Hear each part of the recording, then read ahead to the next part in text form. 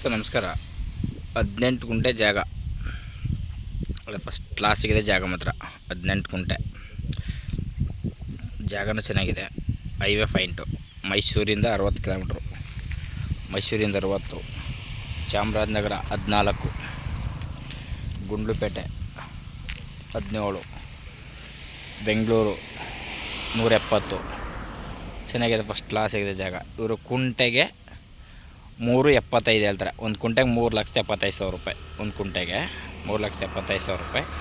ನೆಗೆಸಬಲ್, ಒಂದು ಸ್ವಲ್ಪ ನೆಗೆಸಬಲ್ ಆಗುತ್ತೆ. ಜಾಗ ಚೆನ್ನಾಗಿದೆ, ಜಾಗ ಮಾತ್ರ ಅದ್ಭುತವಾದ ಜಾಗ. ಹೈವೇ ರೋಡ್ ತೋರಿಸ್ತೀನಿ ನೋಡಿ, ಹೈವೇ ಪಾಯಿಂಟು,